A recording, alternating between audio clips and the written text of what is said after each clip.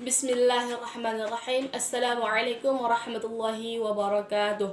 Ismi Gita Gusliya Rasima Morah wa ana min firqati al-thamina fi tadarisi at-tarjamah. طيب وحالا سأشرح إليكم جميعا عن موضوعنا الحال والزمان.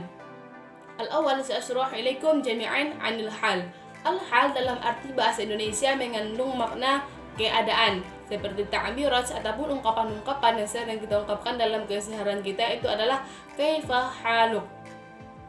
Kalau dalam kita terjemahkan dari segi konteks huruf ataupun dari segi huruf, kaifa itu artinya adalah bagaimana, sedangkan hal itu tadi artinya keadaan, dan ka itu adalah dhamir yang menunjukkan untuk kamu.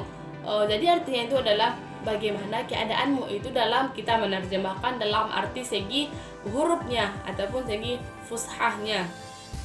Tapi kalau dalam segi bahasa kerennya itu artinya adalah gimana kabarmu, gitu kan? Itu dalam segi arti bahasa kerennya. Itu hal.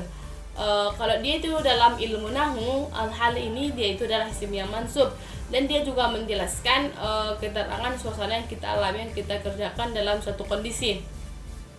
Contohnya saja, Ja'a Zaidun rakiban.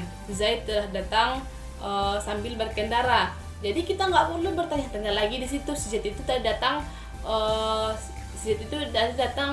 pakai apa ya gitu, nggak perlu lagi kita bertanya. Karena jelas sudah jelaskan di situ, Ja'a Zaidun rakiban. Rakiban di sini itu menjelaskan keadaan si Zaid yang datang itu dalam keadaan berkendara. Contohnya yang lain lagi dalam Quran surah Al-Qasas ayat 21. Bismillahirrahmanirrahim. Fakharaja minha khaifa. Maka keluarlah dia ataupun Nabi Musa dalam keadaan rasa takut. Khaifa di sini itu menjelaskan keadaan Nabi Musa yang keluar dari negeri itu ataupun dari negeri Mesir itu dalam keadaan rasa takut.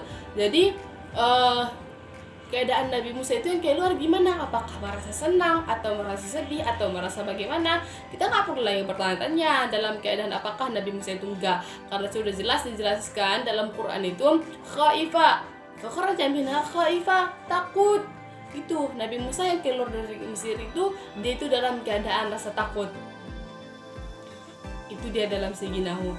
Kalau dalam makalah kami yang kami tuliskan itu referensi kami dari buku Kaifa Tarjamah Hatunya lagi, kalau itu menjelaskan dia katanya kalau hal itu yakhtalifu lughatul injiliziyah wal an arabiyah annaha lughat tarkib.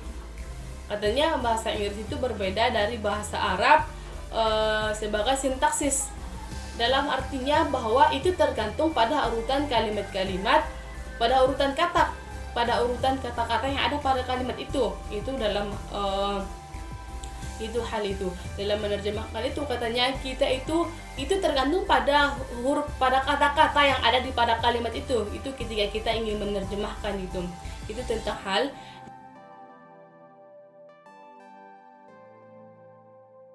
Bismillahirrahmanirrahim. Assalamualaikum warahmatullahi wabarakatuh. Ismi Siskaryani wal an sa astamir wa sa ubayinu anil jaman.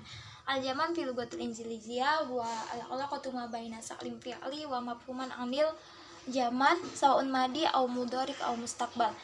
Al-jaman dalam bahasa Inggris merupakan hubungan antara bentuk, tindakan, dan persepsi kita tentang waktu, baik dari masa lalu, sekarang, atau masa depan.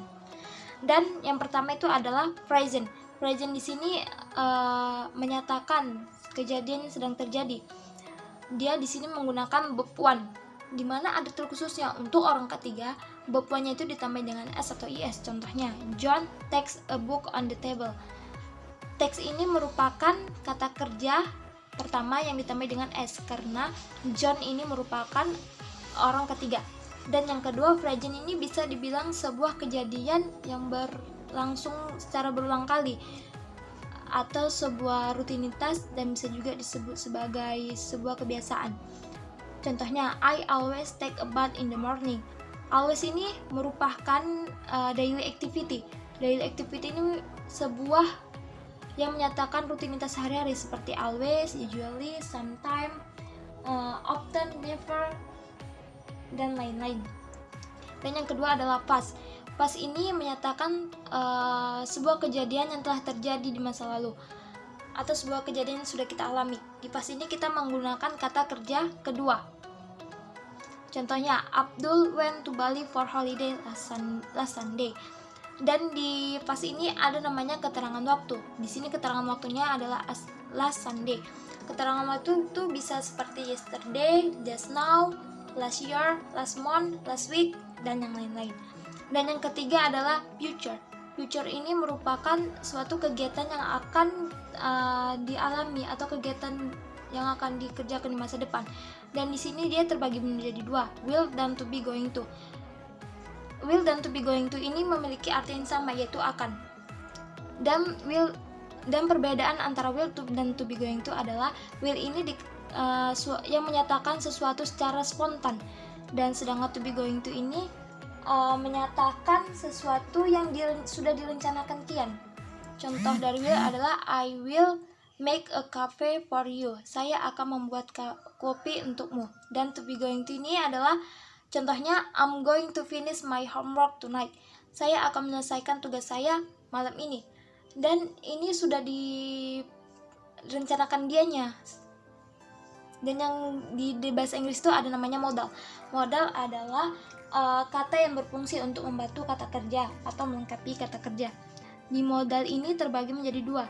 Ada di present dan di past. Di present itu seperti can, will, may, shall, must, should, dan ought to. Yang di past ini ada call, would, might, dan have to. Contoh dari modal adalah you can borrow my book. Kamu dapat meminjam buku saya. Ini untuk di bahasa Inggris. Untuk di bahasa Arab dia terbagi menjadi dua waktunya. Pertama madi dan kedua mudhari. Yang madi ini menyatakan sebuah kejadian sudah terjadi. Dan madi ini diartikan telah. Contohnya adalah qara'tu kitaban. Saya sudah membaca buku. Dan pertanda fi'il madi itu yang pertama adalah fathah di huruf akhirnya. Contohnya hasuna, doroba, alima, nasoro, jahaba, rokaba, dan lain-lain. Dan yang kedua adalah ta at-ta'anis as-sakinah. Di sini tanya ini menunjukkan muannas atau perempuan. Contohnya adalah namat. Dan yang ketiga adalah ta al-fa'il.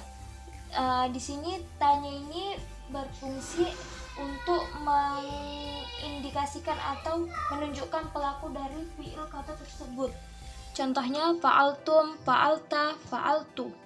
Dan yang keempat adalah na al-fa'il. Nah, ini menunjukkan pelaku dari fi'il kata kerja tersebut. Contohnya adalah fa'alna. Yang keempat adalah partikel qad atau kode. Contohnya qad hafiza Zaidun Al-Quran, di mana qad ini berfungsi untuk menegaskan. Contohnya ini kan artinya adalah sesungguhnya Zaid telah menghafal Quran. Dan yang kedua adalah fi'il mudhari. Fi'il mudhari ini menyatakan kegiatannya sedang terjadi. Contohnya aqra'ul Quran fil ghurfah. Saya membaca Quran di kamar. Dan di fi'il mudhari ini pertandanya yang pertama adalah alif, nun, ta, dan ya. Alif ini digunakan untuk ana,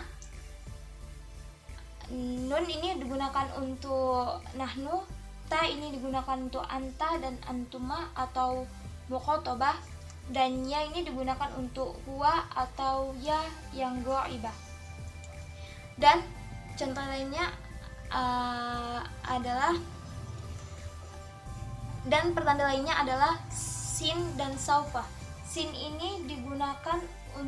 Sin dan saufa ini sama-sama diartikan akan.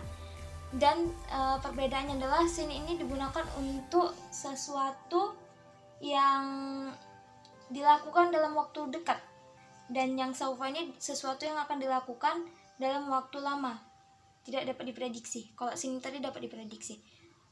Mungkin cukup sekian dari saya. Bila ada kesalahan saya mohon maaf. Assalamualaikum warahmatullahi wabarakatuh.